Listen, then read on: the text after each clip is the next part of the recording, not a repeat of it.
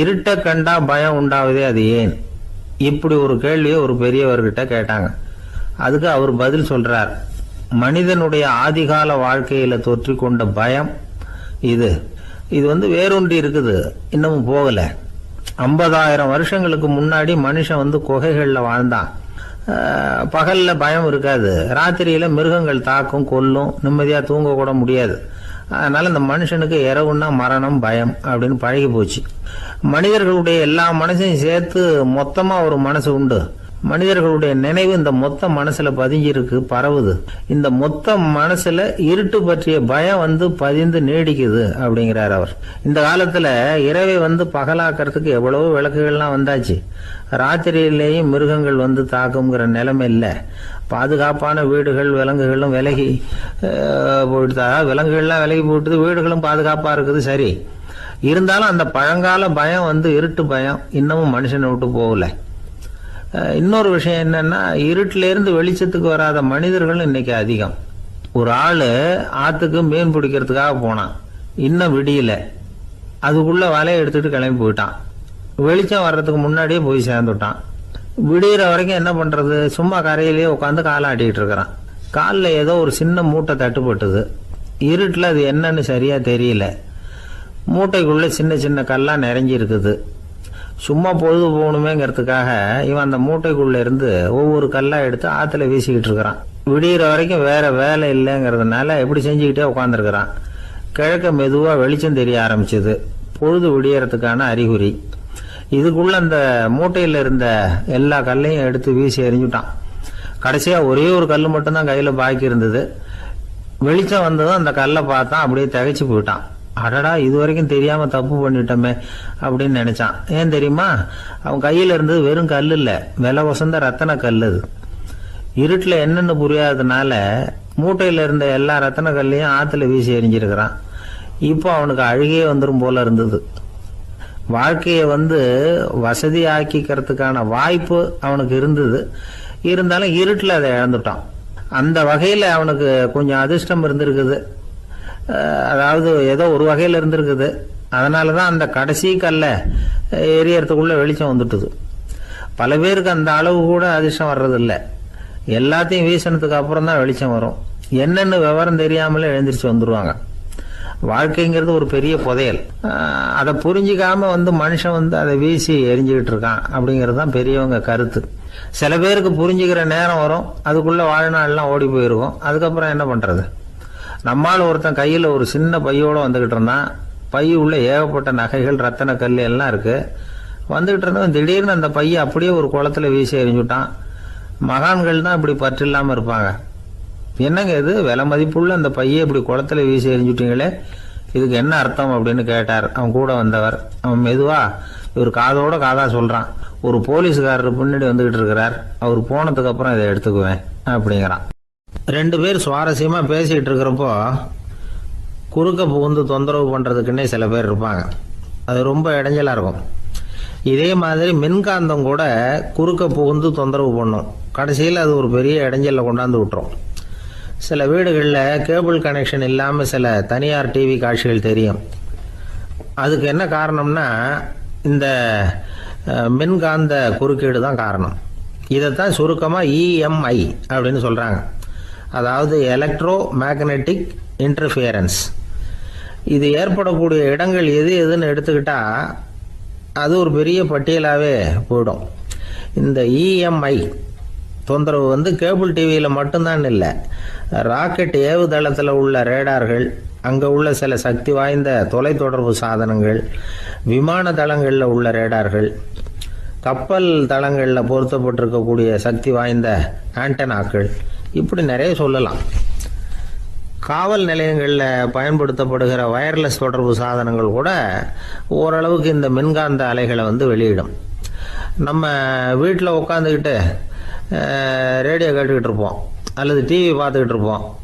அந்த சமயத்தில் பக்கத்து தெருவில் ஒரு மோட்டார் சைக்கிள் அல்லது காரு, குறிப்பாக பெட்ரோல் இன்ஜின், அது போகிறப்போ அதில் உள்ள மின்கலத்தில் அதாவது மேக்னெட்டோ பேட்டரியிலிருந்து வெளிப்படுகிற மின்காந்த அலை இங்கே டிவியிலையும் ரேடியோவிலையும் கரகரப்பு உண்டு பண்ணும். சரி, இது பெருசாக என்ன இடைஞ்சலை உண்டு பண்ணிட போகுது அப்படின்னு நாம் அலட்சியமாக நினைக்கலாம். வயசானவங்களுக்கு மறதி நோயின்னு ஒன்று வரும்ல, அல்ஷமீர், அதாவது மூளையில் உள்ள செல்கள் செயலிழந்து போயிடுறது. அது செய்ய வேண்டிய வேலையை மறந்துடும். மனைவியே எதிரில் நின்னா கூட உன்னை எங்கேயோ பார்த்தது மாதிரி தெரியுதே அப்படின்னு சொல்லிட்டு இருப்பாங்க. அப்படி ஒரு மறதி. இந்த விசித்திரமான நோய்க்கு இதுவரைக்கும் மருந்தே இல்லைன்னு வேற சொல்கிறாங்க. இந்த மைக்ரோ ஓவன் அப்படின்னு சொல்லக்கூடிய சமையல் அடுப்புகள் கூட மின்காந்த அலைகளை வெளியிடுது. சமயத்தில் சில தொழிற்சாலைகளில் கூட பெரிய விபத்துக்களை இந்த இஎம்ஐ உண்டு பண்ணிவிடும். இதை பற்றி தீவிரமாக சிந்திக்க ஆரம்பித்ததே ஒரு விபத்துக்கு பிறகு தான். அமெரிக்காவுக்கும் வியட்நாமுக்கும் இடையில் போர் நடந்தது. அந்த சமயம் அமெரிக்காவுக்கு சொந்தமான விமானம் தாங்கி கப்பல் ஒன்று வியட்நாமை தாக்கிறதுக்கு தயாராக ஏவுகணைகளோட கடலில் நிறுத்தி வைக்கப்பட்டிருந்தது. தற்செயலாக அந்த பகுதியில் கப்பல் தொலைத்தொடர்பு பகுதிக்கு அருகில் ஊடுருவிய அந்த சக்தி வாய்ந்த ரேடியோ அலைகள் ஏவுகணையில் இருந்த மின்னணு சர்க்கியூட்டை பூர்த்தி செஞ்சு வச்சுட்டுது. அவ்வளவுதான், ஏவுகணை அங்கேயே வெடித்து சிதறி போச்சு. 130 பேர் அந்த இடத்துலயே உடல் கருகி செத்து போட்டாங்க. ஏகப்பட்ட பொருள்கள் நாசம். இந்த விபத்துக்கான காரணம் என்னங்கிறத உடனடியாக யாராலையும் கண்டுபிடிக்க முடியல. ரொம்பவும் கடுமையாக முயற்சி பண்ணி கடைசியாக கண்டுபிடிச்சாங்க. இது இந்த இஎம்ஐ வேலை தான் அப்படின்னு. மின்னணு தொலைபேசிகள் இருக்க, இதில் பேசும்பொழுது நம்ம காதை அதாவது செவியை ஊடுருவக்கூடிய மின்காந்த அலையானது மூளைக்கு போய் அங்கே மூளை கட்டிகளை உருவாக்க ஊக்கம் கொடுக்குது அப்படின்னு வேற கண்டுபிடிச்சிருக்கிறாங்க. இந்த இஎம்ஐ ரொம்ப குறைஞ்ச மின்காந்த அழுத்தத்தில் நமக்கு எந்த பாதிப்பையும் ஏற்படுத்துறதில்ல. மின்காந்த அலைகள் அழுத்தத்தோடு இருக்கிற இடங்களில் ரொம்ப நேரம் இருந்தோம்னா நம்ம உடம்பின் வெப்பநிலை 2 டிகிரி செல்சியஸ் வரைக்கும் அதிகரிக்குதாம். அதனால் வெப்பநிலையை சீராக்கிறதுக்கு இதய துடிப்பும் அதிகரிக்குது.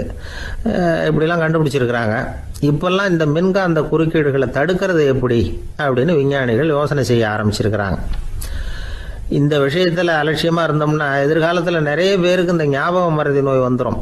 அப்புறம் அது ரொம்ப கஷ்டமாக போயிடும். ஒரு குடும்ப தலைவர் தன் மனைவியை பார்த்து, யார் நீ, உன்னை எங்கேயோ பார்த்தது மாதிரி இருக்குதே அப்படின்னு சொல்லிக்கிட்டு இருந்தார். உடனடியாக அவரை போய் பார்த்தேன். வாங்க டாக்டர்கிட்ட போகலாம் அப்படின்னு.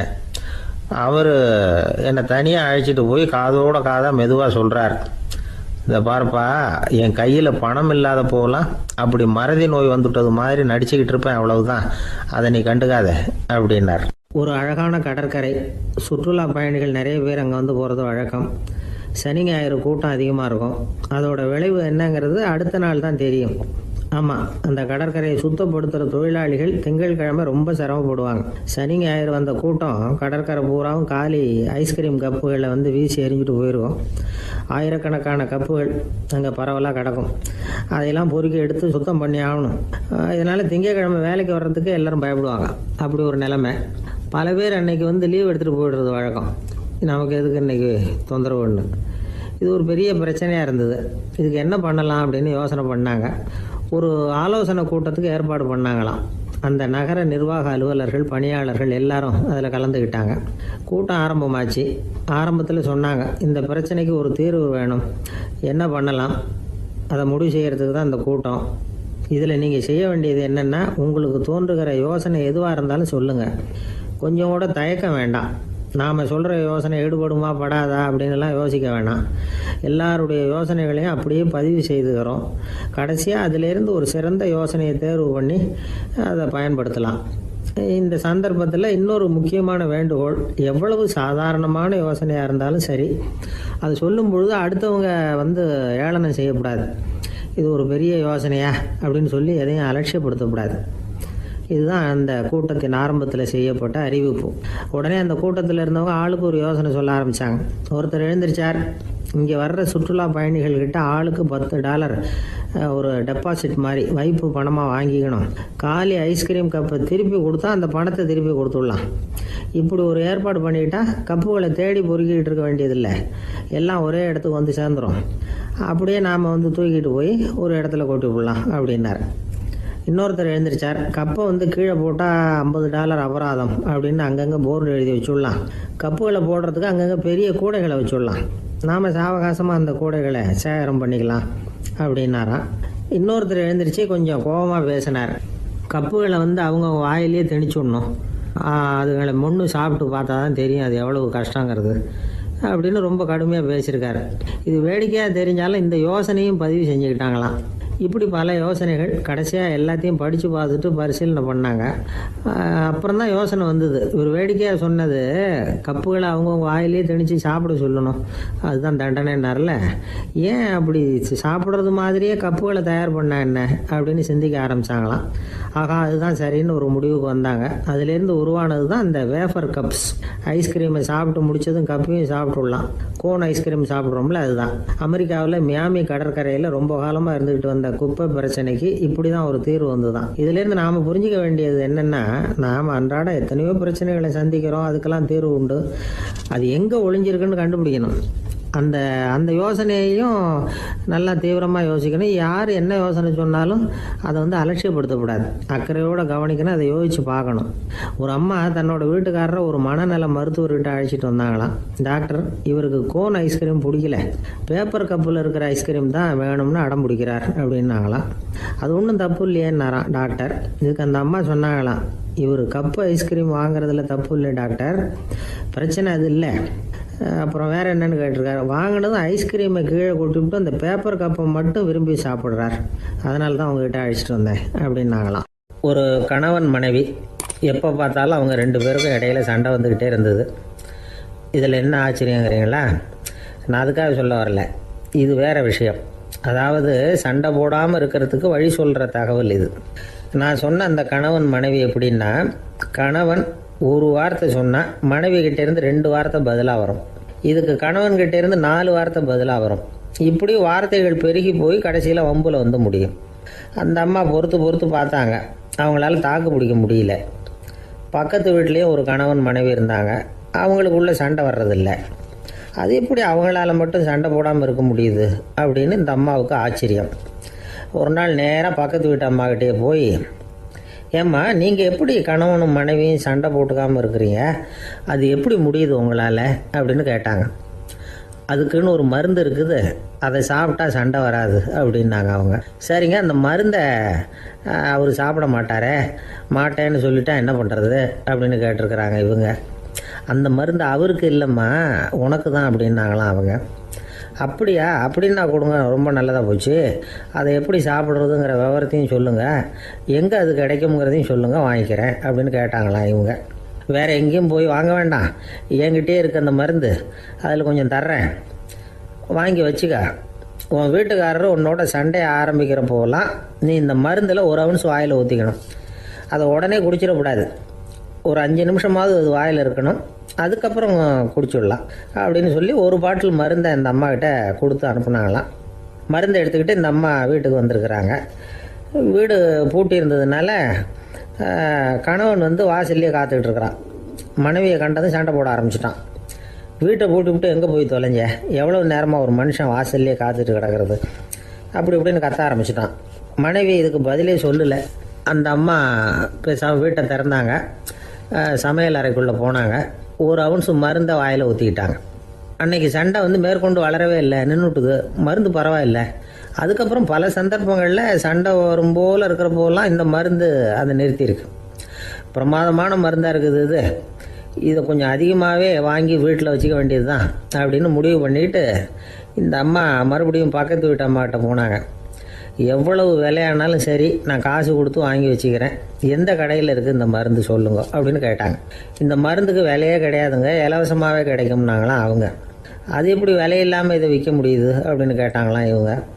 அது மருந்தாக இருந்தால் தானே விலை வைக்கிறதுக்கு, அது வெறும் தண்ணி தானே அப்படின்னாங்களாம்.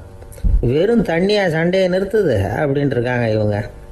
அது சண்டையை நிறுத்தலை, உன்னோட மௌனம் தான் சண்டையை நிறுத்துது.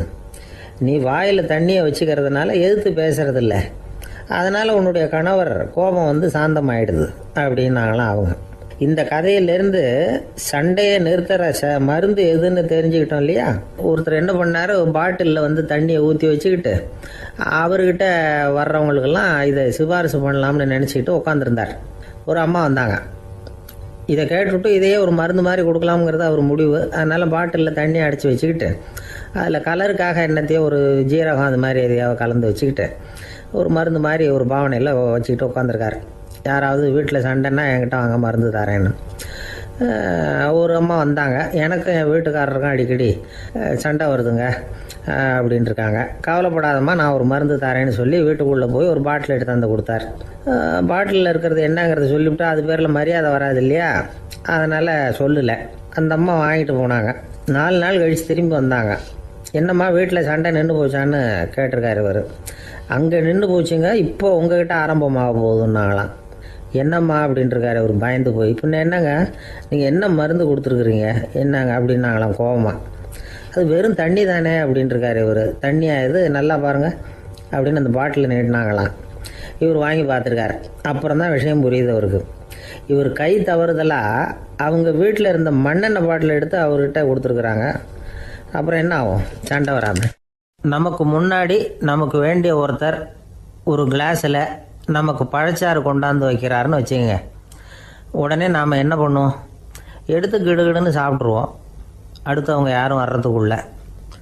அதை விட்டுட்டு அதை கொண்டாந்து வச்சவர்கிட்டயே அதோட விலை என்ன அப்படி இப்படின்னு நான் கேட்டுக்கிட்டு இருப்போம். நாம் கேட்க மாட்டோம். ஆனால் காந்திஜி அப்படி கேட்டாராம். எப்போ தெரியுமா, 1935. அந்த வருஷம் மே மாதத்தில் ஒரு நாள் காந்திஜி டெல்லியில் இருக்கிறார். அப்போ அவருக்கு 2 டம்ளர் மாம்பழச்சாறு கொண்டாந்து கொடுக்குறாங்க. அதை வாங்குறார். இதோட விலை என்ன அப்படின்னு கேட்டார் காந்திஜி. யாருக்கிட்ட கேட்டாருன்னா மனுபென் காந்திகிட்ட கேட்குறார். அவங்க தான் கொண்டாந்து கொடுக்குறாங்க. காந்திஜிக்கு உதவி செய்கிறதுக்காக அவர் கூடவே இருந்தவங்க அவங்ககிட்ட தான் கேட்குறாரு. காந்திஜி சும்மா வேடிக்கைக்காக இப்படி கேட்குறாருன்னு நினச்சிட்டாங்க அந்த அம்மா. அதுவும் இல்லாமல் அதோட விலையை கேட்டால் காந்திஜி நிச்சயமாக அதை சாப்பிட மாட்டார் அப்படிங்கிற பயம் வேறு. அதனால் அந்த அம்மா பதில் எதுவும் சொல்லாமல் கம்முன்னு இருந்துட்டாங்க. கொஞ்ச நேரம் ஆச்சு. அந்த பழச்சாறு வச்ச இடத்துல அப்படியே இருக்குது, வச்ச இடத்துல வச்சபடியே இருக்குது. காந்திஜி அதை சாப்பிடவே இல்லை. மனுபென் காந்தி பார்த்தாங்க. மெதுவாக காந்திஜிக்கிட்ட போய் அதை சாப்பிடுங்களேன் அப்படின்னாங்க. பழச்சாறு விலை என்னன்னு கேட்டேன், அதுக்கு பதில் இல்லை. அது முதல் தப்பு. பதிலை எதிர்பார்த்திருந்தும் அதை பற்றி விசாரிக்கலை, அது 2வது தப்பு. இப்படி 2 தப்புகளை பண்ணிவிட்டு என்கிட்ட வந்து இதை சாப்பிடுங்கன்னு சொன்னால் அது எப்படி அப்படின்னு கேட்டாராம் காந்திஜி. மனுபென் காந்தி என்ன சொல்கிறதுன்னு தெரியாமல் திகைச்சு போய் நின்றுக்கிட்டு இருந்தாங்க. காந்திஜி தொடர்ந்து சொன்னாராம், இப்போ என் முன்னாடி வச்சிருக்கிற இந்த பழச்சாறு விலை சுமாராக ஒரு ₹1/2 இருக்கும். அது அந்த காலத்து மதிப்பு. இந்த பழச்சாறு இல்லாமல் கூட என்னால் இருக்க முடியும். ஆனால் அவசியமான பொருள்களை வாங்கிறதுக்கு கூட சக்தி இல்லாத மக்கள் இந்த நாட்டில் நிறைய பேர் இருக்கிறாங்க. அப்படி இருக்கிறப்போ எனக்கு என்னத்துக்கு இந்த விலை உயர்ந்த பானம்? இதை இப்போ நான் சாப்பிட்டா என் உடம்பு வேணும்னா ஆரோக்கியமாகலாம், ஆனால் என் மனசு அமைதி அடையாது. எனக்கு என்னுடைய உடல் ஆரோக்கியத்தை விட மன ஆரோக்கியம்தான் முக்கியம். அதனால் இதை நான் சாப்பிட மாட்டேன், எடுத்துகிட்டு போயிடு அப்படின்னாராம். அந்த சமயத்தில் ஒரு அகதி பொண்ணு 2 குழந்தைகளோட காந்திஜியை பார்க்குறதுக்காக வந்தது. வணக்கம் சொல்லிச்சு. காந்திஜி உடனே தனக்கு முன்னாடி இருந்த பழச்சாற்றை எடுத்து அந்த பொண்ணுக்கிட்டேயும் குழந்தைகள்கிட்டையும் கொடுத்து சாப்பிட சொன்னார். அவங்க அதை வாங்கி ரொம்ப சந்தோஷத்தோடு சாப்பிட்டாங்களாம். அதை பார்த்த காந்திஜி முகத்தில் ஒரு புன்னகை, ஒரு பரவசம், ஒரு திருப்தி. அவர் மனசு நிறைஞ்சி இருந்தது. அப்போ அவர் சொன்னாராம், ஆண்டவன் எனக்கு எப்பவும் சரியான சமயத்தில் கை கொடுப்பாருங்கிறது அதுக்கு இதுதான் அத்தாட்சி. நான் ஒரு இக்கட்டான சூழ்நிலையில் இருக்கிறப்ப கூட கடவுளின் கருணையால் அந்த சூழ்நிலை என்னை பாதிக்கலை. என் கூட இவ்வளோ நாள் பழகியும் கூட இங்கே இருக்கிறவங்க எனக்கு அதிக விலையுள்ள பழரசத்தை கொடுத்தாங்க.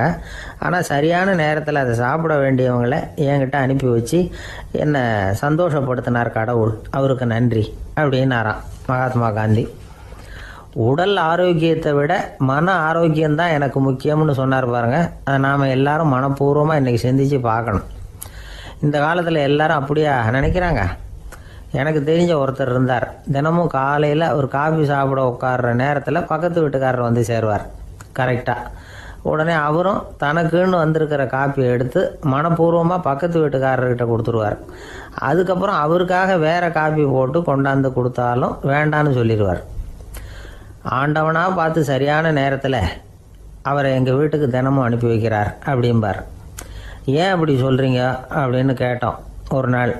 அதுக்கு அவர் சொல்கிறார், எனக்கு என்னோட உடல் ஆரோக்கியம்தான் முக்கியம். இதை கடவுள் புரிஞ்சுக்கிட்டு எங்கள் வீட்டு காப்பியை சாப்பிட்றதுக்கு தினமும் அடுத்த வீட்டுக்காரனை அனுப்பி வைக்கிறார் அப்படின்னார் அவர். தானத்துல சிறந்தது எது அப்படின்னு ஒரு கேள்வியை கேட்டு, தானத்துல சிறந்தது நிதானம் அப்படின்னு அதுக்கு ஒரு பதிலும் சொல்றவங்க உண்டு. நிதானம் ரொம்ப அவசியம். அதுவும் இன்றைய உலகத்துக்கு ரொம்ப அவசியம். இன்னைக்கு உலகம் ரொம்ப பரபரப்பாக போய்கிட்டு இருக்குது. பொறுமையாக இருக்கணும்னு நினைக்கிறவங்களால கூட அப்படி இருக்க முடியறதில்ல. பொறுமையை சோதிக்கிறது மாதிரி பல சம்பவங்கள், அதையெல்லாம் சந்திச்சே தீர வேண்டியிருக்குது. எங்கே போனாலும் க்யூவில் நிற்க வேண்டியிருக்குது. எங்கே போனாலும் காத்துக்கிட்டு இருக்க வேண்டியிருக்கு. ஆஃபீஸ்லேயோ வீட்லேயோ கூட நீங்கள் நிதானமாக பொறுமையாக நடந்துக்க தெரியலன்னா உங்களுக்கு சிடுமூஞ்சி, முசுடு இப்படிலாம் பேர் வச்சுருவாங்க. அது உங்களுக்கு தேவையா? சரி, வாழ்க்கையில் பொறுமைசாலின்னு பேர் வாங்கிறதுக்கு என்ன வழி? முதல் பாயிண்ட், நீங்கள் நினைக்கிறது, எதிர்பார்க்கறது, செய்யறது எல்லாமே 100% கரெக்டாக நடக்கணும்னு ஆசைப்படக்கூடாது. எதுவாக இருந்தாலும் அதில் ஓரளவுக்கு தவறு நடக்கலாம் அப்படிங்கிறத எதிர்பார்த்தே இருக்கணும். ஓரளவுக்கு அதை அனுமதிக்கணும். ஒரு நண்பரை 6 மணிக்கு ஒரு இடத்துக்கு வர சொல்லியிருக்கிறீங்க. 6 மணிக்கு அவர் வரலை. உடனே பொறுமை இழந்து நடந்துக்கக்கூடாது. ஒரு 10 நிமிஷம் டிலே ஆகலாம். ஒரு வர்ற வழியில் பஸ்ஸு கூட ஏதாவது டிராஃபிக்கில் மாட்டியிருக்கலாம். அதெல்லாம் எதிர்பார்த்தே கொஞ்சம் காத்திருக்கிறதுல ஒன்றும் தப்பு இல்லை. சில சமயம் டிலே ஆகிறது கூட நல்லதாக முடியும். ஒரு பஸ்ஸை தவற விட்டுட்டு, ஐயோ கொஞ்சம் ஒரு 2 நிமிஷம் முன்னாடி வந்திருந்தா பிடிச்சிருக்கலாமே அப்படின்னு தவிச்சிக்கிட்டு இருப்பாங்க சில பேர். அடுத்தபடியாக வர்ற பஸ்ஸு நேரடியாக நீங்கள் போக வேண்டிய இடத்துக்கே கொண்டு போய் விடுற பஸ்ஸாக கூட இருக்கலாம். அது உங்களுக்கு முன்னாடி தெரியாதுல்ல. சில நெருக்கடியான சூழ்நிலைகளை தமாஷா எடுத்துக்கிறதுக்கு பழகிக்கணும். சில இடங்களுக்கு போகிறப்ப காத்திருக்கிறதுக்கு நம்ம மனசை தயார்படுத்திக்கிட்டே போகணும். ஒரு ரயிலுக்கோ பஸ்ஸுக்கோ அல்லது விமானத்துக்கோ கப்பல் பிரயாணத்துக்கோ போகிறப்போ அங்கே போய் நீங்கள் மணிக்கணக்கில் கூட காத்துக்கிட்டு தான் இருக்கணும். புறப்படுற நேரம் கூட மாறலாம். நீங்கள் போய் சேர்ந்ததும் அது உடனே புறப்படணும்னு கட்டாயமாக என்ன? அது மாதிரி சமயத்தில் படிக்கிறதுக்குன்னு சில சுவாரஸ்யமான புத்தகங்களையும் கையில் எடுத்துக்கலாம். உங்களை சுற்றி எவ்வளவோ சுவாரஸ்யமான சம்பவங்கள் நடந்துக்கிட்டு இருக்குதுல்ல, அதையெல்லாம் வேடிக்கை பாருங்கள். எதுக்காக காத்துக்கிட்டு இருக்கிறோமோ அந்த காரியத்தில் உண்மையாகவே நமக்கு ஒரு அக்கறை இருந்தால் நமக்கு போர் அடிக்காது. சில கோயில்களில் பார்த்துருப்பீங்க, தரிசனத்துக்காக பக்தர்கள் நாள் கணக்கில் காத்துக்கிட்டு இருப்பாங்க. அவங்களெலாம் அழுத்துக்கிறது இல்லை. ஆண்டவனை தரிசிக்கணுங்கிற உண்மையான அக்கறை இருக்கிறதுனால அவங்களுக்கு போர் அடிக்கிறது இல்லை. ஆனால் சில சினிமா தியேட்டரில் கூட பார்க்கலாமே, சினிமா கியூ கூட அப்படி தான். சாயந்தரம் 6 மணி ஆட்டத்துக்கு காலம்பரம் 6 மணிக்கே போய் கூட காத்துக்கிட்டு இருப்பாங்க. அவங்களுக்கெல்லாம் போர் அடிக்காது, படம் பார்க்குற ஆர்வம். இன்னொரு முக்கியமான விஷயத்தை நாம் பழக்கப்படுத்திக்கணும். லிவ் ஃபார் தி மூமெண்ட் அப்படிங்கிறாங்க நிபுணர்கள். ரொம்ப பேர் எப்படின்னா அடுத்தபடியாக நடக்க போகிற விஷயத்திலேயே கவனமாக இருப்பாங்க. அந்த நினைப்புலேயே இந்த நிமிஷத்தை பொறுமை இல்லாமல் கழிப்பாங்க. ஒருத்தர் இருக்கார், அவர் எப்படின்னா ஆஃபீஸ் முடியறதுக்குள்ளேயே சார் 5 மணிக்கெல்லாம் ரெடியாக இருங்க, நாம் அந்த ஹோட்டலில் போய் டிஃபன் சாப்பிட்ணும் அப்படின்னு 4 மணிலேருந்து சொல்லிகிட்டு இருப்பார். 4:55 பரபரப்பாக ஓடி வருவார். 2 பேரும் புறப்படுவோம், ஹோட்டலுக்கு போவோம், சாப்பிட்டுக்கிட்டு இருப்போம். அப்படி சாப்பிட்டுட்டு இருக்கிறப்ப சார் சாப்பிட்டு முடித்ததும் நேராக ஒரு ஜவுளி கடைக்கு போகிறோம் அப்படிம்பார். பரபரக்க சாப்பிட்டு முடிப்பார், புறப்படுவார். ஜவுளி கடையில் அவசரமாக சீக்கிரம் பில் போடுங்க சார், சினிமாவுக்கு நேரம் ஆகிடும்பார். சினிமா தியேட்டரில் உட்காந்து அடுத்தபடியாக எங்கே டின்னர் சாப்பிட்றதுன்னு யோசனை பண்ணிகிட்டு இருப்பார். ராத்திரி படுக்கையில் விழுந்ததுக்கு அப்புறமும் நாளைக்கு காலையில் எழுந்திரிச்சதும் அதை பண்ணணும் இதை பண்ணணும்னு திட்டம் போட்டுக்கிட்டே இருப்பார். அதாவது எப்பவும் அடுத்த நிமிஷம், அடுத்த நாள், அடுத்த வாரம், அடுத்த வருஷம், இதுதான் அவங்க சிந்தனை. இந்த நிமிஷம் என்ஜாய்மெண்ட்டை அவங்க இழந்துடுறாங்களாம். அதனால தான் வாழ்நாள் பூரா பொறுமையின்மை, அவஸ்தை, அல்லல். அதனால் நாம் எல்லாரும் வாழ்க்கையில் நிதானமாக இருக்கிறதுக்கு கற்றுக்கணுமா. அதுக்காக இந்த நிதானத்துக்கு வேறு விதமான அர்த்தம் பண்ணிக்கக்கூடாது. ஒருத்தர் அப்படித்தான் ஒரு தடவை அவருடைய குதிரை காணாமல் போயிட்டு தான். அதுக்காக அவர் கவலைப்படலை, நிம்மதியாக இருந்தார், சந்தோஷமாக இருந்தார். என்ன சார் இது, உங்கள் குதிரை திருட்டு போயிட்டுதுங்கிறீங்க, நீங்கள் கவலைப்படாமல் இருக்கிறீங்களே அப்படின்னு கேட்டாங்களாம். அதுக்கு அவர் சொல்லியிருக்கார், நல்ல வேலை சார், கட்டியிருந்த குதிரை காணாமல் போயிருக்குது. நான் அது மேலே உட்காந்துருக்கிற சமயம் அது காணாமல் போயிருந்ததுன்னா, திருட்டு போயிருந்ததுன்னா நானும் சேர்ந்தில் காணாமல் போயிருப்பேன் அப்படின்னாராம். எவ்வளவு நிதானமான ஆள் பாருங்கள். ஒரு நாள் காலை நேரம் ஒரு குரு படுக்கையை விட்டு எழுந்திருக்கிறார். உடனே சீடர்களை பார்த்து எல்லாரும் இப்படி வாங்கங்கிறார். எல்லாரும் வர்றாங்க வேகமாக.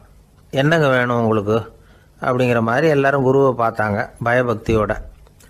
குரு அந்த சீடர்களை பார்த்து, இதை பாருங்கள், இப்போ நான் ஒரு சிக்கலான விவகாரத்தில் மாட்டிக்கிட்டு இருக்கிறேன். அதை நீங்கள் தீர்த்து வச்சா நல்லதுன்னார். சீடர்களுக்கு ஒன்றும் புரியல. என்ன இது இவர் இப்படி சொல்கிறாரு, நமக்குள்ள எல்லா விவகாரங்களையும் தீர்த்து வைக்கிறவர் நம்ம குருநாதர், அவருடைய விவகாரத்தை நாம் தீர்த்து வைக்கிறதா, ஆச்சரியமாக இருக்குதே, குருநாதருக்கே சிக்கலா அப்படின்னு யோசனை பண்ண ஆரம்பித்தாங்க.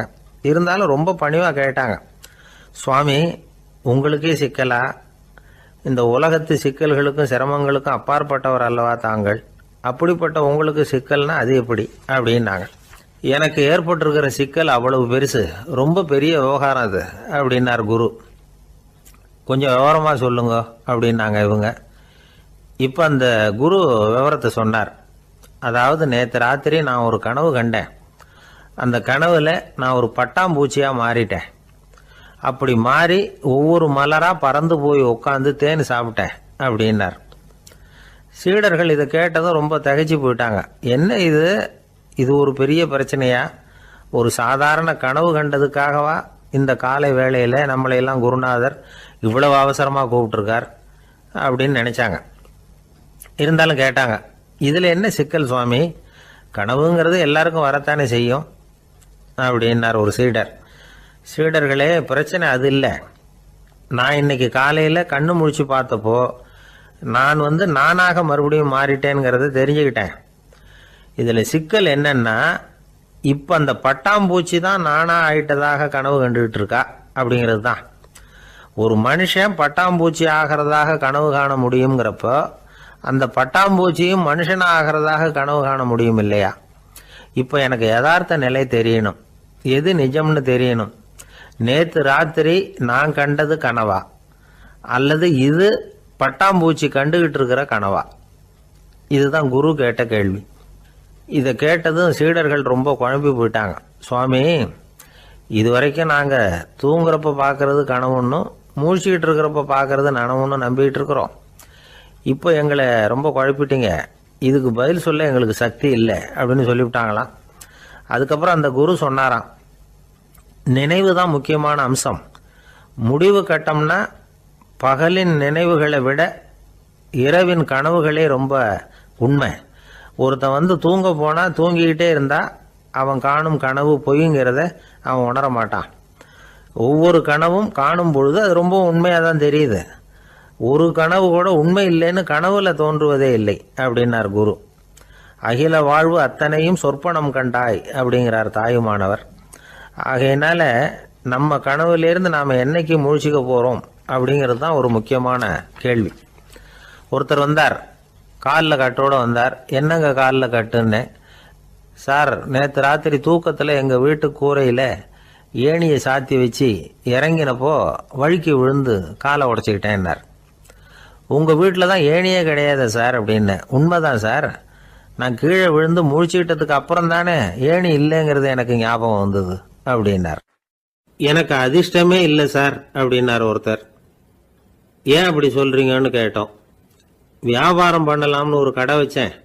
வேண்டிய போட்டவங்க கூட என் கடையில் எதுவும் வாங்க மாட்டேங்கிறான். எல்லாரும் அடுத்த கடைக்கு தான் போகிறான் அப்படின்னு சொல்லி ரொம்ப அழுத்துக்கிட்டார்.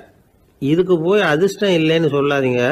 வாடிக்கையாளர்களை கவர்றது எப்படிங்கிறது உங்களுக்கு தெரியல, அதுதான் குறை அப்படின்னும். சார், உங்களுக்கு தெரிஞ்ச அந்த ரகசியத்தை எனக்கும் கொஞ்சம் சொல்லி கொடுங்களேன் அப்படின்னார். சரி, உங்கள் காதை இப்படி கொடுங்க அப்படின்னு சொல்லி அது சம்பந்தமாக பெரிய வல்லுநர்கள் சொல்லியிருக்கிற கருத்துக்களை அவர்கிட்ட சொல்ல ஆரம்பித்தோம். அதாவது இந்த வாடிக்கையாளர்களை கவர்றதுக்கு வல்லுநர்கள் பல ஆலோசனைகளை ஏற்கனவே சொல்லி வச்சிருக்கிறாங்க. அது சம்பந்தமாக அனுபவப்பட்டவங்க, அதை தெரிஞ்சு வச்சுக்கணும். அதாவது கடை வச்சிருக்கிறவங்க எல்லாரும் இதை கொஞ்சம் காதில் வாங்கி வச்சுக்கணும். எதை இப்போ சொல்ல போகிறத. எப்பவும் பணத்தை சம்பாதிக்கிறதுலேயே குறியாக இருக்கக்கூடாதான். அதை விட முக்கியமாக நீங்கள் சம்பாதிக்க வேண்டியது வாடிக்கையாளர்களுடைய மன நிறைவு. வர்றவங்க திருப்தியோடு போகணும், அது முக்கியம். அதில் கவனமாக இருக்கணும். கடைக்கு வர்ற ஒருத்தர் ஏதாவது ஒரு குறை சொல்கிறாருன்னு வச்சுங்க, அதை அலட்சியப்படுத்தக்கூடாது. ரொம்ப அக்கறையோடு அதை காது கொடுத்து கேட்கணும். அப்படியா சார், அதை நான் அவசியம் கவனிக்கிறேன் அப்படின்னு சொல்லணும். ஒருத்தர் வரார், சார் நேற்றுக்கு உங்கள் கடையில் இதை நான் வாங்கிட்டு போனேன், வீட்டில் இது வேணான்னு சொல்லிவிட்டாங்க, அது திருப்பி கொடுக்கறதுக்காக தான் வந்திருக்கிறேன் அப்படின்னு சொல்லி திருப்பி கொடுக்குறார். உடனே நீங்கள் முகம் சுளிக்கக்கூடாது, எரிச்சல் படக்கூடாது. வழக்கம் போல நிதானமாக முகமலர்ச்சியோடு அதை திருப்பி வாங்கிக்கணும். இவ்வளவு ரூபாய்க்கு சாமான் வாங்கினா இந்த ஸ்பூன் அன்பளிப்பு, இப்படி ஏதாவது கொடுக்கலாம். பண்டிகை காலங்கள்லேயும் பொருள்கள் வாங்குறவங்களுக்கு இப்படி ஏதாவது பொருத்தமாக ஒரு அன்பளிப்பு கொடுக்கலாம். நீங்கள் கொடுக்கறது ஒரு சர்வசாதாரணமான பொருளாக இருந்தால் கூட அது வாங்குற ஒரு மனசில் ஒரு மகிழ்ச்சியை ஏற்படுத்தும். எதுவும் உங்களால் கொடுக்க முடியலன்னா உங்கள் முகம் நிறைஞ்ச சிரிப்பையாவது கொடுங்க, அது போதும். உங்கள் கடையில் இல்லாத ஒரு பொருளை வாடிக்கையாளர் வந்து கேட்குறார், உடனே இல்லைன்னு முகத்தில் அடித்தது மாதிரி சொல்லிடக்கூடாது. கொஞ்சம் உட்காருங்க சார் அப்படின்னு சொல்லி உங்கள் பணியாளர் யாரையாவது அனுப்பி வெளியிலேருந்து வாங்கிட்டு வர சொல்லி அவர்கிட்ட கொடுக்கலாம். சில பேர் உங்கள் கடைக்கு வரும்பொழுது அவங்க வீட்டு குழந்தைகளையும் கூப்பிட்டுக்கிட்டு வர்றாங்கன்னு வைங்க. நீங்கள் என்ன செய்யணும்னா அந்த குழந்தைகளை முதல்ல கவனிக்கணும்.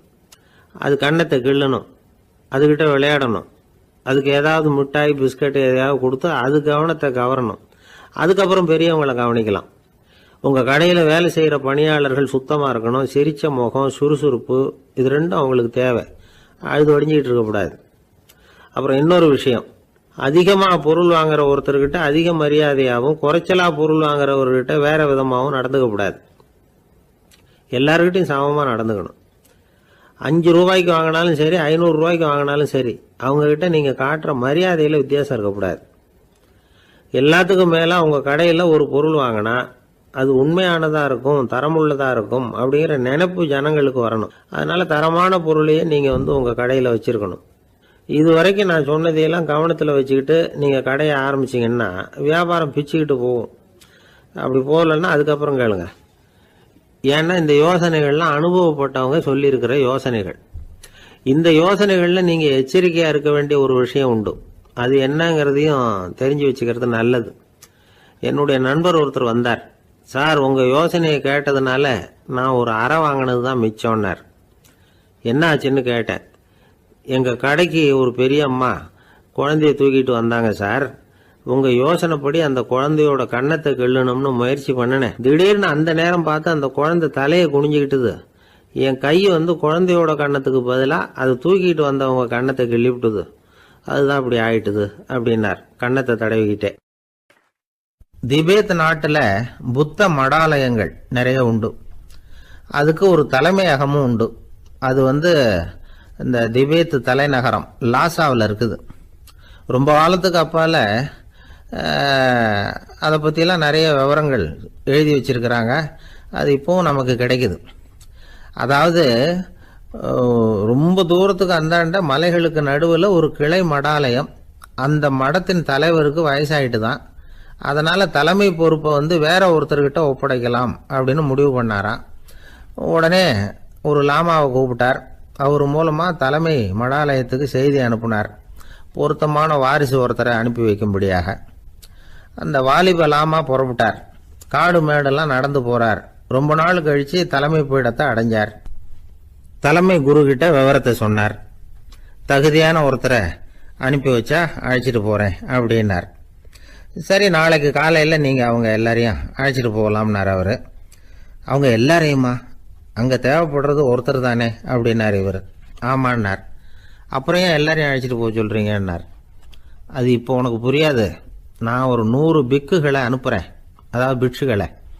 அவ்வளவு பேரையும் அங்கே வச்சு சமாளிக்க முடியாது அப்படின்னாரு இவர்.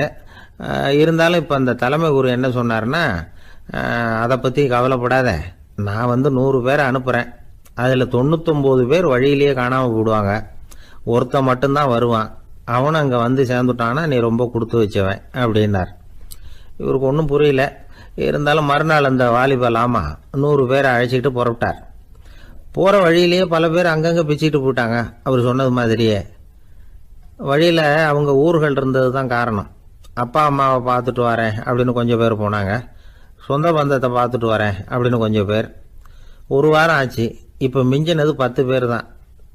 வழியில் ஒரு நகரம். அங்கே சில பிட்சுக்கள் சந்திச்சாங்க. எங்கள் மடத்து தலைவர் இறந்துட்டார், உங்களில் யாராவது ஒருத்தர் எங்களுக்கு தலைவராக முடியுமா அப்படின்னு கேட்டாங்க. 10 பேரும் தயார். அதில் ஒருத்தரை அழைச்சிட்டு அவங்க போயிட்டாங்க. இன்னொரு ஊரில் சில பேர் வந்தாங்க, வழி மறிச்சாங்க. நில்லுங்க, எங்கள் மன்னர் மகளுக்கு திருமணம், அதை நடத்தி வைக்க 3 லாமாக்கள் தேவை அப்படின்னாங்க. இப்படி கொஞ்சம் கொஞ்சமாக எல்லாரும் காலி. கடைசியில் 2 பேரும் மிஞ்சினாங்க. அங்கே ஒரு இளம்பெண் எதிரில் வந்தா. எங்கள் அப்பா வேட்டைக்கு போயிருக்கிறாரு, இன்னும் திரும்பி வரல. வீட்டில் வேற யாரும் இல்லை, தனியாக இருக்க பயமாக இருக்குது. யாராவது ஒருத்தர் எனக்கு துணையாக இருக்கணும் அப்படின்னு கேட்டுக்கிட்டா. எங்கள் 2 பேரில் நீயே ஒருத்தரை தேர்ந்தெடுத்துக்கோ, இல்லைன்னா எங்களுக்குள்ளே சண்டை வந்துடும் அப்படின்னாங்க. இப்போ மிஞ்சினவர் ஒருத்தர், அவருக்கும் ஒரு சோதனை வந்தது. ஒரு தர்க்கவாதி எதிரில் வந்தான், உன்னோட வாதம் பண்ணணும்னா. இவனோட வாதம் பண்ணுறேன், அது முடிய ரொம்ப காலம் ஆகலாம். தர்க்கத்தில் நான் ஜெயிச்சா அங்கே வரேன், இல்லைன்னா இவருடைய சீடனை ஆயிடுவேன் அப்படின்னார் அவர். கடைசியாக அழைக்க வந்த வாலிபலாமா மட்டும் வெறும் கையோடு திரும்பி போனார். அங்கே இருந்த வயசான மடாதிபதி கேட்டார், எத்தனை பேர் அங்கேருந்து புறப்பட்டீங்கன்னார். என்னையும் சேர்த்து 101ன்னார் அவர். நல்லது, நீயாவது திரும்பி வந்தியே, அதுதான் எனக்கு போதும். ஏன்னா நீ தான் எனக்கு உண்மையான வாரிசு. அந்த 100 பேரில் யாரும் வரமாட்டாங்க அப்படின்னார் அவர். ஏன்னா அவருக்கு தெரியும் இவர் ஒருத்தர் தான் திரும்பி வருவாருங்கிறது. திபேத்தில் ஒரு பழங்கால பழமொழி உண்டாம், 100 பேர் செல்லலாம், எப்பொழுதாவது ஒருவன் அபூர்வமாக அடைய வேண்டிய இடத்தை அடைவான். இதுதான் அந்த பழமொழி. ஒரு உன்னதமான இலக்கை அடையணும்னா அது அவ்வளவு சுலபமான காரியம் இல்லை. இந்த காலத்து மடாலயம் ஒன்று, அதில் ஒரு தலைவர், அவருக்கு வயசாயிட்டுது, தனக்கு ஒரு வாரிசை நியமிக்கணும் அப்படின்னு ஆசைப்பட்டார். ரொம்ப கஷ்டப்பட்டு ஒருத்தரை பிடிச்சார், தனக்கு வாரிசாக நியமிச்சுட்டு அவர் சமாதி ஆயிட்டார். புதுசாக பொறுப்பேற்றுக்கிட்டவர் அப்படியே உட்காந்துருந்தார். அவரை தேடிட்டு பத்திரிகை நிருபர்கள்லாம் வந்தாங்க, கேட்டாங்க. அவர் உங்கள் பொறுப்பில் அவர் பெரியவர் விட்டுட்டு போன இது எவ்வளவு சுமாராக தேரும், எவ்வளவு விட்டுட்டு போனார் அப்படின்னு கேட்டிருக்கிறாங்க. அது என்ன ஒரு 50 லட்சம் இருக்கும் அப்படின்னாராம். அவ்வளவும் பணமா அப்படின்னு கேட்டிருக்காங்க. இல்லைங்க, கடன் அப்படின்னாராம் இவர். ஒரு காடு, அங்கே புத்தர் அவர் பாட்டுக்கு நடந்து போய்கிட்டே இருக்கிறார். அவருக்கு பின்னாடி ஒரு குரங்கு, அதுவும் தொடர்ந்து வந்துக்கிட்டே இருக்குது. புத்தர் திரும்பி பார்த்தார். குரங்கு அப்படியே குதித்து உயர எழும்பி ஒரு கிளையில் போய் உக்காந்துது. ஏன் இப்படி பண்ணுறேன்னு கேட்டார் புத்தர்.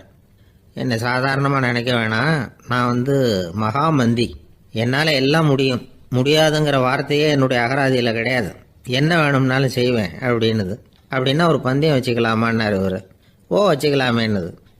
வேற ஒன்றும் இல்லை, இப்போ நீ மேலே எழும்பி அந்த கிளையில் உட்காந்தது மாதிரி அங்கேருந்து தாவி என் உள்ளங்கையில் உட்காரணும், அவ்வளவுதான் அப்படின்னார்.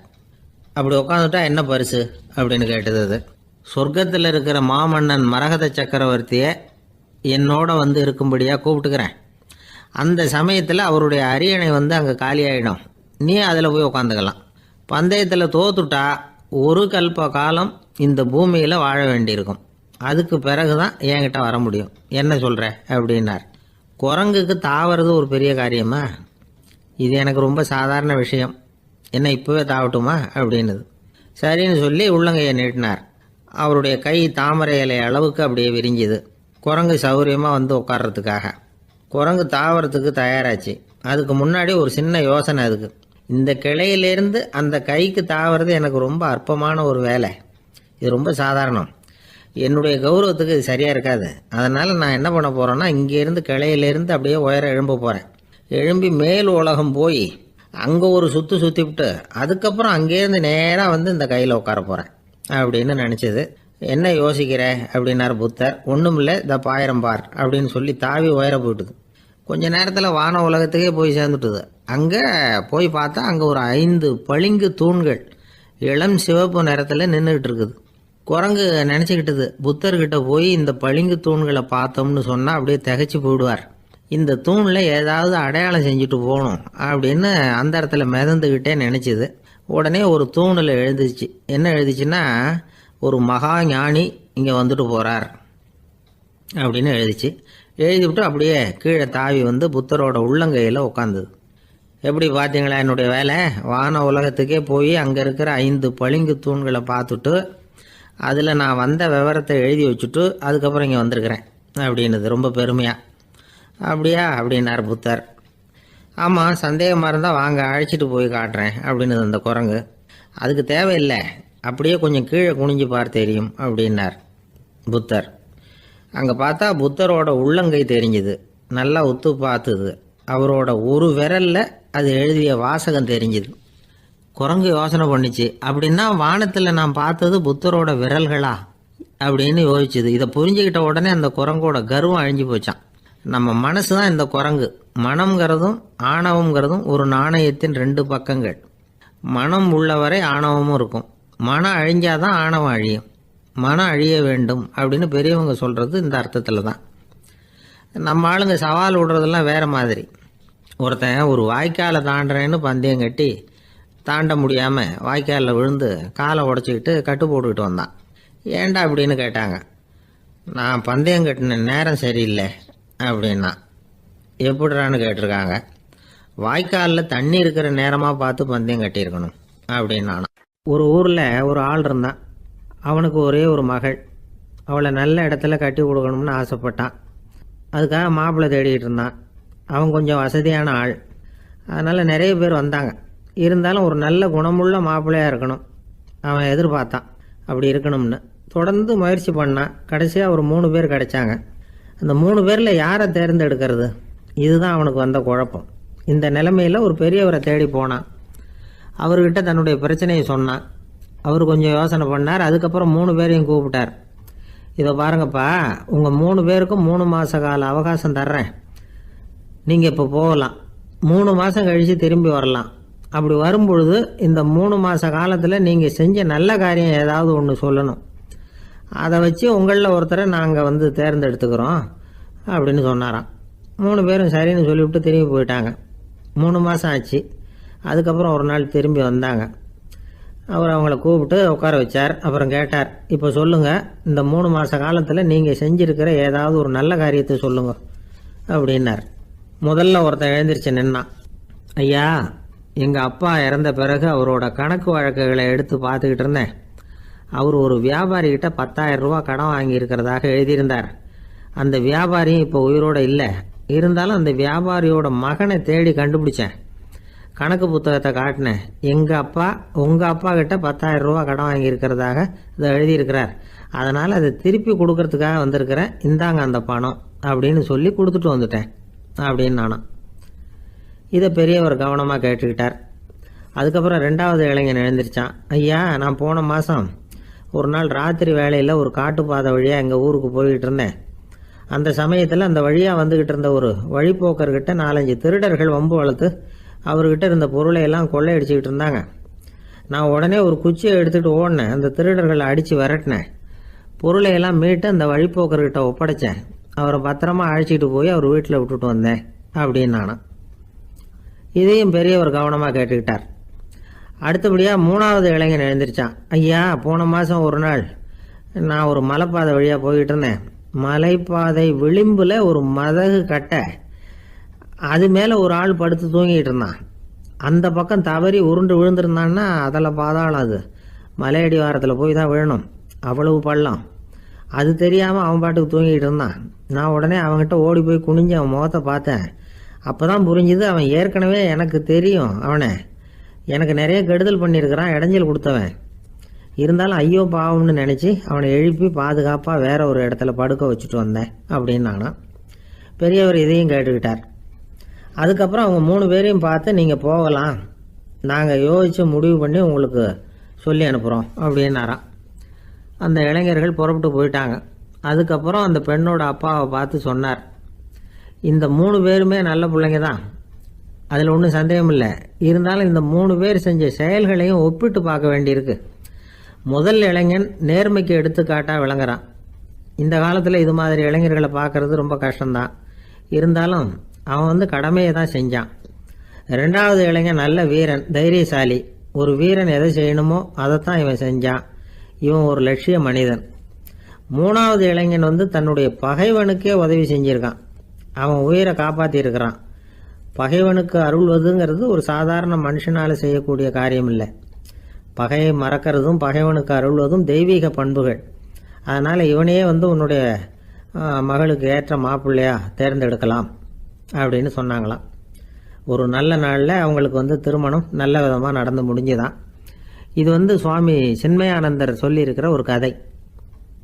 இதிலேருந்து நாம் புரிந்து கொள்ள வேண்டிய ஒரு கருத்து, நமக்கு கெடுதல் பண்ணவங்களுக்கும் நாம் நல்லது செய்யணும். ஆனால் நடைமுறையில் அப்படி நம்மளால் செய்ய முடியறதில்ல. அதுதான் சிக்கல். நம்மால் ஒருத்தங்கிட்ட கேட்டான், ஏண்டா உன்னுடைய பகைவன் ஒருத்தன் அது மாதிரி ஒரு மலைப்பாதை மதகு கட்டையில் படுத்திருந்தா உடனே நீ என்ன நினைப்ப அப்படின்னு கேட்டோம். இது ஒரு அருமையான சந்தர்ப்பம்னு நினைப்பேன் அப்படின்னா. எதுக்குன்னு கேட்டோம். அவனை அந்த பக்கமாக உருட்டி கீழே தள்ளுறதுக்கு அப்படின்னா. ஒரே ஒரு ஊரில் ஒரு பாதிரியார் இருந்தார். ரொம்ப நாள் சந்தோஷமாக வாழ்ந்தார். ஒரு நாள் அவர் மடத்து சமையல் அறையில் பாத்திரங்களை கழுவி துலக்கி சுத்தப்படுத்திக்கிட்டு இருந்தார். அந்த சமயத்தில் ஒரு தேவதூதன் அவர் முன்னாடி வந்து நின்னான். இவர் நிமிர்ந்து பார்த்தார். ஆண்டவர் என்னை உங்ககிட்ட அனுப்பியிருக்கிறார், பரலோகத்தில் வாசம் செய்யறதுக்கு உங்களுக்கு நேரம் வந்துட்டுது அப்படின்னு அந்த ஆள். ஆண்டவருக்கு என்னோட ஞாபகம் வந்ததுக்கு நன்றி. ஆனாலும் இப்போ இங்கே நீயே பாரு, எவ்வளவு பாண்டங்கள் பாக்கி இருக்கு, இவ்வளவையும் நான் சுத்தப்படுத்த வேண்டியிருக்கு. நான் நன்றி கெட்டவனாக இருக்க விரும்பலை. இந்த பணியை முடிக்கிற வரைக்கும் என்னுடைய பரலோக வாழ்வை தள்ளி வைக்க முடியுமா? நீ என்ன நினைக்கிற அப்படின்னு கேட்டார். தேவதூதன் தனக்கே உரிய விவேகத்தோட அன்போட பாதிரியாரை பார்த்தான்.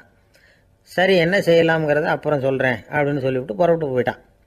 ஒரு நாள் அந்த பாதிரியார் தோட்டத்தில் உள்ள களைகளை எல்லாம் ஒரு களை கொத்தியால் கொத்தி களை எடுத்துக்கிட்டு இருக்கிறார். அந்த சமயத்தில் இந்த தேவதூதன் மறுபடியும் அவர் முன்னாடி நிற்கிறான். பாதிரியார் பார்த்தார். இதை பாரு, இந்த தோட்டம் பூராவும் எவ்வளவு களை மண்டி கிடக்கு, பரலோகம் கொஞ்ச காலம் எனக்காக பொறுத்திருக்கலாம்னு நீ நினைக்கிறியா அப்படின்னு கேட்டார். தேவதூதன் சிரிச்சுக்கிட்டே மறுபடியும் மறைஞ்சிட்டான். மறுபடியும் அவர் களை எடுக்கிறது, தானிய களஞ்சியத்துக்கு வர்ணம் பூசுறது, இப்படிப்பட்ட வேலைகளில் ஈடுபட்டிருக்கார். இன்னொரு நாள் ஒரு மருத்துவமனையில் நோயாளிகளை கவனிச்சுக்கிட்டு ரொம்ப தீவிரமாக இருக்கிறார் அந்த பாதிரியார். ஒரு நோயாளியோட தாகத்துக்கு தண்ணீர் கொடுத்துட்டு நிமிர்ந்து பார்க்குறப்போ தேவதூதன் மறுபடியும் அவர் முன்னாடி நிற்கிறான். இந்த தடவை பாதிரியார் தன்னலமற்றவராக பேரன்பை காட்டக்கூடிய வகையில் தன்னுடைய 2 கைகளையும் உயர்த்தியபடி தேவதூதனின் கவனத்தை பிணியால் வாடக்கூடிய நோயாளிகளின் பக்கம் திருப்பினாராம். தேவதூதன் ஒன்றும் சொல்லலை, மறைஞ்சிட்டான். அன்னைக்கு சாயந்தரம் பாதிரியார் மடத்தில் உள்ள தன்னுடைய அறைக்கு போய் இளைப்பாறினார். யோசித்து பார்த்தார். தேவதூதனையும் தேவதூதனின் விருப்பத்தையும் பல நாள் தள்ளி போட்டு வந்ததையும் அவர் ரொம்ப நினச்சி பார்த்தார். திடீர்னு தான் முதுமை அடைகிறதையும் சோர்வு அடைகிறதையும் உணர்ந்தார். ஆண்டவரை நினச்சார். ஆண்டவரே, உம்முடைய தூதனை மறுபடியும் என்கிட்ட அனுப்புனா நான் சந்திக்கிறதுக்கு ஆவலாக இருக்கேன் அப்படின்னு சொல்கிறப்பவே தேவதூதன் பக்கத்தில் நின்னான். பாதிரியார் நிமிர்ந்து பார்த்தார். நீ இப்போவே என்னை அழைச்சிக்கிட்டு போக விரும்பினா நான் பரலோகத்துக்கு வர்றதுக்கு தயாராக இருக்கேன்னார். தேவதூதன் அந்த பாதிரியாரை அன்போடவும் விவேகத்தோடவும் பார்த்து, நீங்கள் என் கூட பரலோகத்துக்கு வர்ற தயாராக இருக்கிறதா சொல்கிறீங்க, ஆனால் நீங்கள் இது வரைக்கும் வேறு எங்கே இருந்ததா நினைக்கிறீங்க அப்படின்னானு. அப்படின்னா இது வரைக்கும் இருந்த இடம் தான் பரலோகம் அப்படிங்கிறத உணர்த்தியிருக்கிறான். பரலோகம்னா என்னென்னு புரிஞ்சுக்கிறதுக்கு இந்த சம்பவம் நமக்கு உதவியாக இருக்குது. தொண்டு செய்கிறத விட பெரிய செயல் வேறு எதுவும் இருக்க முடியாது. அது நம்ம மனசுக்கு கொடுக்குற சுகத்தை வேறு எதுவும் கொடுக்க முடியாது. நாம் தொண்டு செய்கிற இடம் தான் அந்த புண்ணிய இடம். ஆனால் இந்த காலத்துல எல்லாம் நாம் தொண்டு செய்யணும்னு நினச்சி ஏதாவது ஆரம்பித்தா கூட அதை ஒரு மாதிரியாக சுற்றி நின்று வேடிக்கை பார்க்க ஆரம்பிச்சிடுறாங்க. ஒரு பெரியவர் அப்படித்தான் ஒரு தொண்டு செஞ்சுக்கிட்டு இருந்தார். ஒரு கோவில் கட்டிக்கிட்டு இருந்தாங்க. அதில் ஒரு இடத்துல ஒரு பலகையை வச்சு ஆணி அடிக்கிற வேலையை செஞ்சுக்கிட்டு இருந்தார் அந்த பெரியவர். ஒரு சின்ன பையன் அதை ரொம்ப ஊக்கமாக அக்கறையாக கவனிச்சுக்கிட்டு இருந்தான். பெரியவர் இதை கவனித்தார். என்னப்பா பார்க்குற, உனக்கும் இது மாதிரி தொண்டு செய்யணும்னு ஆசையாக இருக்கா அப்படின்னு கேட்டார். அதுக்கு அந்த பையன் சொல்கிறான், அப்படி இல்லைங்க, நீங்கள் ஆணி அடிக்கிறப்போ கையில் சுத்தியால் அடிச்சுக்கிட்டா எப்படி துடிப்பீங்க, எப்படி கத்துவீங்கன்னு தெரிஞ்சுக்கிறதுக்காக அதை பார்க்கணும்னு ஆசை, அதுக்காக தான் காத்துக்கிட்டு இருக்கேன் அப்படின்னு நான். ஒருத்தர் சிகரெட்டும் கையுமா வந்தார். சார், இந்த புகைப்பிடிக்கிற பழக்கத்தை நிறுத்தி போடணும்னு தான் பார்க்குற, முடியலன்னார். புகைப்பிடிக்கிறத நிறுத்துறது ரொம்ப சுலபம் சார் அப்படின்னார் இன்னொருத்தர். எப்படி சொல்கிறீங்கன்னு கேட்டார் அவர். நான் கூட ஏற்கனவே 10 தடவை அந்த பழக்கத்தை நிறுத்தி இருக்கிறேன் சார் அப்படின்னார் இவர். இதுலேருந்து என்ன தெரியுது? புகைப்பழக்கத்தை திடீர்னு விட்டு விடுறதுங்கிறது ரொம்ப கஷ்டம்னு தெரியுது. இருந்தாலும் இது சம்பந்தமான ஆராய்ச்சி, அனுபவம், இது ரெண்டையும் அடிப்படையாக வச்சு சில வழிமுறைகளை சொல்கிறாங்க. அதாவது புகைப்பிடிக்கிறத நிறுத்துறதுக்கு 10 வழிகள் உண்டு அப்படின்னு சொல்கிறாங்க. அது என்னங்கிறத தெரிஞ்சுக்கிட்டா உபயோகப்படுதான்னு பார்க்கலாமே. முதல் கருத்து என்னன்னா, கொஞ்ச நாளைக்கு புகைப்பிடிக்கிற நண்பர்களை விட்டு விலகி இருக்கணும். இதனால் புகைப்பிடிக்கிற ஆசை குறையும். அந்த பழக்கத்தை மறுபடியும் ஆரம்பிக்கப்படாதுங்கிற எண்ணம் உறுதிப்படும். 2வது கருத்து, புகைப்பிடிக்கிறதை எதிர்த்து தீவிரமாக பிரச்சாரம் செய்ய ஆரம்பிச்சிடணும். அது அடுத்தவங்களுக்கும் உபயோகப்படும், உங்களுக்கும் உபயோகப்படும். உங்கள் உள்ளுணர்வை அது தூண்டும், உங்களை உறுதி கொள்ள வைக்கும். மூன்றாவது கருத்து என்னன்னா, தினமும் 2 தடவை குளிக்கணும். எப்படி தெரியுமா? முதல்ல வெது வெதுப்பான தண்ணீர், அப்புறம் குளிர்ந்த தண்ணீர், இப்படி மாறி மாறி குளிக்கணுமா. 4வது கருத்து, உடற்பயிற்சிகள் செய்யணும். மூச்சு வாங்குற மாதிரியான பயிற்சிகள் ரொம்ப நல்லதான். பிராணாயாமம் அப்படிங்கிற மூச்சு பயிற்சி ரொம்ப நல்லதுங்கிறாங்க. அப்புறம் 5வது கருத்து, சாப்பாடு மிதமாக இருக்கணும், சீராக இருக்கணும். பச்சை காய்கறிகள், பழங்கள் சாப்பாட்டில் சேர்த்துக்கலாம். அடிக்கடி கொஞ்சம் கொஞ்சமாக சாப்பிட்டு ரத்தத்தில் சர்க்கரையின் அளவை பராமரிக்கணும். இது நரம்புகளை அமைதிப்படுத்தும். 6வது கருத்து என்னன்னா, ரொம்ப நேரம் பசியோடு இருக்கக்கூடாது. புகைப்பிடிக்கிறத நிறுத்த முயற்சி செய்யும் பொழுது எடை குறைப்பு நடவடிக்கைகளை மேற்கொள்ளக்கூடாது. 7வது கருத்து, காப்பி, தேநீர், மதுபானம், அப்புறம் போதைப் பொருள்கள் கலந்த உணவுகள் இதெல்லாம் வேணாம். புகைப்பிடிக்கிறத அதெல்லாம் ஊக்கப்படுத்தும். கடுகு, மிளகு, அப்புறம் காரமான பொருள்களை தவிர்க்கணும். உப்பு அளவை குறைக்கணும். தினமும் 10 குவளை தண்ணீராவது குடிக்கணும். வெறும் தண்ணி புகைப்பிடிக்கிற ஆவலை தணிக்குதான். 8வது கருத்து, கையில் சிகரெட்டு, புகையில ஏதாவது இருந்தால் உடனே தூக்கி எறிஞ்சிருங்க. அது கையில் இருக்கிற வரைக்கும் புகைப்பிடிக்கிற ஆசை வந்துக்கிட்டே இருக்கும். 9வது கருத்து என்னென்னா, இறை நம்பிக்கை உள்ளவங்க புகைப்பிடிக்கிற எண்ணம் வர்றப்போவெல்லாம் பிரார்த்தனை செய்ய ஆரம்பிச்சுடலாம். 10வது கருத்து, உங்களுக்கு ரொம்பவும் வேண்டியவங்க யாரோ அவங்கக்கிட்ட எல்லாம் நீங்கள் புகைப்பிடிக்கிறத நிறுத்தி விட்டதா சொல்லிவிடுங்க.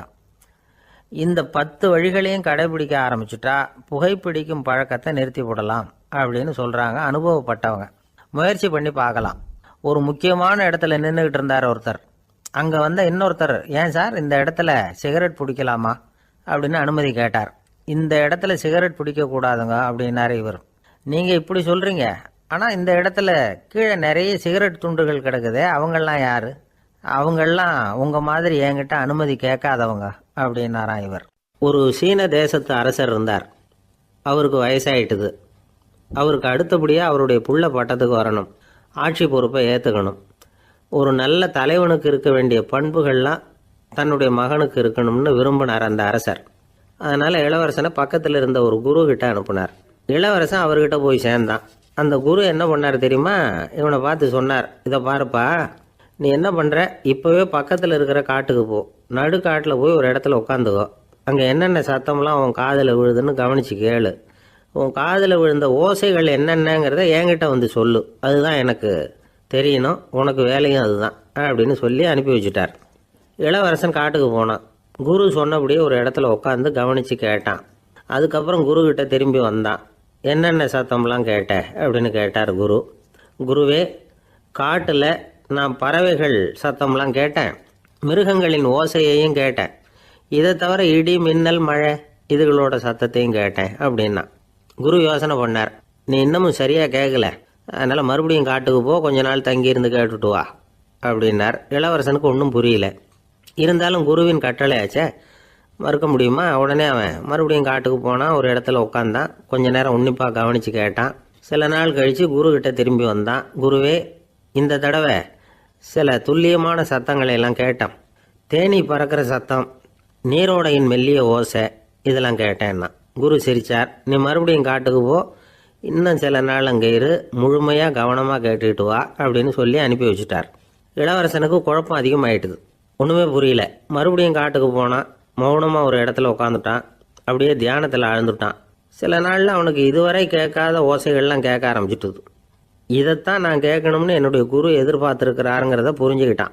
உடனே குரு கிட்ட ஓடனான். குருவே, இந்த தடவை காதுகளுக்கு கேட்க முடியாத சில ஓசைகளை கூட என்னால் உணர முடிஞ்சுது. பூ மலருகிற ஓசை, சூரியனால் பூமி சூடாகிறப்போ எழுகிற ஓசை, காலை பனித்துளி இந்த புல்லுலாம் குடிக்கிற ஓசை, இது எல்லாம் என்னால் நல்லா கேட்க முடிஞ்சுது அப்படின்னா. குருவுக்கு இப்போ தான் திருப்தி ஏற்பட்டு தான். இளவரசனை பார்த்து சொன்னார், இதை பாருப்பா, இப்போ தான் நாட்டை ஆளுகிற தகுதி உனக்கு வந்திருக்குது அப்படின்னு சொல்லி அதுக்கு விளக்கமும் கொடுத்தாராம். எந்த அரசன் தன்னுடைய மக்களின் இதயம் பேசுகிற மௌன மொழியை, மௌன வார்த்தைகளை கேட்குறானோ அவன்தான் ஆள தகுதி உள்ளவன். எந்த அரசன் தன்னுடைய மக்களின் உணர்ச்சிகளை உண்மையாக உணர்றானோ அவன்தான் முதன்மையான அரசன். போலி வார்த்தைகளை மட்டும் கேட்டுட்டு பல மௌன ராகங்களை காதில் வாங்கிக்காதவன் அரசனே இல்லை. எந்த நாட்டில் எப்போ ஒரு அரசன் தன்னுடைய மக்களின் உணர்ச்சிகளை கேட்க மறுக்கிறானோ அன்னையிலிருந்தே அந்த நாடு அழிய தொடங்குது அப்படின்னு அர்த்தம். இதுதான் அந்த குரு இளவரசனுக்கு போதிச்சது. வாயால் பேசுறத மட்டும் கேட்டு ஏமாறக்கூடாது, உணர்ச்சிகளையும் கேட்கறதுல தான் மனப்பக்குவம் உண்டாகும். மக்கள் உணர்ச்சிகளை புரிந்து கொள்ளாத அரசர்கள் நீடிச்சிருக்க முடியாது. அது மாதிரி நாடுகளில் அடிக்கடி குழப்பம் தான் உண்டாகும். அப்படி இருந்தால் அடிக்கடி ஆட்சி மாறிக்கிட்டு இருக்கும். அப்படிப்பட்ட ஒரு தேசம், அங்கே ஒரு சிறைச்சாலையில் 3 கைதிகள் பேசிக்கிட்டு இருந்தாங்க. ஒருத்தன் சொன்னான், நான் இந்த நாட்டு ராஜாவை எதிர்த்து பேசிக்கிட்டு இருந்தேன், அதனால் என்னை பிடிச்சி கொண்டாந்து இங்கே போட்டுட்டாங்க அப்படின்னா ஒருத்தன். இன்னொருத்தன் சொன்னான், நான் இந்த நாட்டு ராஜாவை ஆதரித்து பேசிக்கிட்டு இருந்தேன், அதனால் என்னை பிடிச்சி கொண்டாந்து இங்கே தள்ளிவிட்டாங்க அப்படின்னா. அது சரி, நீ என்ன தப்பு பண்ண அப்படின்னு சொல்லி 3வது ஆளை பார்த்து இவங்க கேட்டாங்க. அதுக்கு அந்த ஆள் சொல்கிறான், நான் தான் இந்த நாட்டு ராஜா அப்படின்னானா. திருநெல்வேலி மாவட்டத்தில் கோவில்பட்டிக்கு பக்கத்தில் உள்ள ஊர் கடம்பூர். காமராசர் முதலமைச்சராக இருந்த காலம். கடம்பூரில் ஒரு பள்ளி சீரமைப்பு மாநாடு நடக்குது. அந்த பக்கத்தில் உள்ள பள்ளிக்கூடம்லாம் அதில் கலந்துக்குது. கண்காட்சி வேற, ஊர் பூரா விழா கோலம். மறுநாள் மாநாடு நடக்க போகுது. ஆனால் முதல் நாளே மழை பிடிச்சிக்கிட்டுது. மறுநாளும் அது விடாமல் பேஞ்சிக்கிட்டு இருக்குது. காமராசர் காலையிலேருந்து பல்வேறு நிகழ்ச்சிகளில் கலந்துக்கிட்டு சாயந்தரமாக கடம்பூருக்கு வந்து சேர வேண்டியவர். மழை பேஞ்சிக்கிட்டு இருக்கிறதுனால நிகழ்ச்சி ரத்தாயிடுமோ என்னமோ அப்படின்னு எல்லாரும் சந்தேகப்பட்டுக்கிட்டு இருக்கிறாங்க. அவர் கோவில்பட்டி பயணிகள் விடுதியில் இருக்கிறார். கடம்பூர்லேருந்து சில பேர் போய் அவரை சந்திக்கிறாங்க. மழை பெஞ்சிக்கிட்டு இருக்குதே, என்ன செய்யலாம் அப்படின்னு கேட்குறாங்க. மழை பெஞ்சா நல்லது தானே, அதுக்காக மாநாட்டை எதுக்காக ரத்து செய்யணும்? ஆசிரியர்கள் எவ்வளவு கஷ்டப்பட்டு ஏற்பாடு பண்ண மாநாடு, கட்டாயம் வந்துடுறேன் அப்படின்னாராம் காமராசர். உடனே புறப்பட்டார். மழையை பொருட்படுத்தாத மக்கள் கூட்டம். அது கலையாமல் காத்துக்கிட்டு இருக்கிறாங்க அவ்வளோ பேரும். தலைவர் வந்துட்டார்னு தெரிஞ்சது ஜனங்களுக்கு ஏகப்பட்ட உற்சாகம். ஜனங்கள் அவ்வளவு உற்சாகமாக வரவேற்றாங்க. மாநாடு ஆரம்பமாச்சு. மலர் மாலைகள் மலை மாதிரி குவிய ஆரம்பிச்சுட்டுது. வரிசையாக ஒவ்வொரு கல்வி நிலையம் சார்பாகவும் வரவேற்பு பத்திரம் வாசித்து கொடுக்குறாங்க. என்ன வாசிக்கிறாங்கங்கிறத காமராசர் கூர்ந்து கவனிக்கிறார். ஏகப்பட்ட புகழ் மொழிகள், ரொம்ப பாராட்டி புகழ்ந்து என்னென்னமோ வாசிச்சுக்கிட்டு இருக்கிறாங்க. கொடை வள்ளலே, குணக்குன்றே, மலையே, கடலே, இப்படி தமிழ் மொழியில் பாராட்டுறதுக்கு எத்தனை வார்த்தைகள் உண்டோ அத்தனையும் அதில் சேர்த்துருக்குறாங்க. காமராசர் பொறுமை இழந்துட்டார். போதும் போதும், உங்கள் எல்லாரையும் பார்த்து 2 வார்த்தை பேசிவிட்டு போகிறதுக்காக தான் நான் வந்திருக்கிறேன். எல்லாரும் மழையில் சிரமப்பட்டு நின்றுட்டு இருக்கிறீங்க, இப்படி என்ன புகழ்ந்து படிச்சுக்கிட்டே இருந்தால் எப்படி அப்படின்னாராம். அதுக்கப்புறம் பேசி முடிச்சிருக்கிறார். மாநாட்டு நிகழ்ச்சிகள் முடிஞ்சதும் இன்னொரு நிகழ்ச்சியில் கலந்துக்கிறதுக்காக புறப்பட்டாராம். ஒரு திறந்த ஜீப்பில் அவரை ஊர்வலமாக அழைச்சிக்கிட்டு போயிருக்கிறாங்க. தெருவில் 2 பக்கமும் ஏகப்பட்ட கூட்டம். அங்கங்கே ஜீப்பை நிறுத்தி ரோஜா மாலை, ஜருக மாலை இப்படி போட்டுக்கிட்டே இருக்கிறாங்க. அதையெல்லாம் அப்படி அப்படியே வாங்கி அங்கங்கே நின்றுக்கிட்டு இருந்த குழந்தைகள்கிட்டையும் தாய்மார்கள்கிட்டையும் கொடுத்துக்கிட்டே போகிறார். அந்த சமயத்தில் கூட்டத்துக்கு அப்பால் ஒரு பெரியவர் கையில் ஒரு மல்லிகை சரத்தோடு நின்றுட்டு இருக்கிறார். அவரால் முண்டி அடிச்சுக்கிட்டு முன்னால் வர முடியல. காமராசர் இதை கவனிக்கிறார். அவ்வளவுதான், உடனே நிறுத்தப்பா வண்டியை அப்படிங்கிறார். ஜீப்பு நிற்கிது. டிரைவரை பார்த்து, அதோ பார், அங்கே ஒருத்தர் நிற்கிறார் பார், அவரை இங்கே அழைச்சிட்டு வா அப்படின்னாராம். கூட்டம் வழி விடுது. அந்த பெரியவரை கிட்டத்தில் அழைச்சிட்டு வர்றாங்க. காமராசர் அவரை பார்த்து, வாங்க வாங்க, நல்லா இருக்கீங்களா அப்படின்னு சத்தம் போட்டு உற்சாகமாக விசாரிக்கிறாராம். பெரியவர் கண்களில் கண்ணீர், பேச்சு வரல. மல்லிகை சரத்தை அவருக்கு போடுறார். கொஞ்ச நேரம் அவர்கிட்ட பொறுமையாக பேசிக்கிட்டு இருந்துட்டு அவரை அனுப்பி வைக்கிறார் காமராசர். பெரியவர் போனதுக்கு அப்புறம் காமராசர் பக்கத்தில் இருந்தவங்க கிட்ட சொல்கிறார் அந்த பெரியவரை பற்றி. அந்த காலத்தில் ரொம்ப கஷ்டப்பட்டவர் இவர், ஜெயிலுக்கு போனவர் அப்படின்னு ரொம்ப உருக்கமாக நெகிழ்ந்து போய் சொல்கிறார். இதில் ஒரு விஷயத்தை கவனிங்க. தன்னை புகழ்ந்து படிக்கப்பட்ட வாழ்த்து மடலை படிக்க வேணாம்னு தடுத்து நிறுத்தினார். எங்கேயோ ஒரு மூலையில் கையில் ஒரு 4 முழம் மல்லிகை சரத்தோடு ஒதுங்கி நின்றுக்கிட்டு இருந்த அந்த தொண்டரை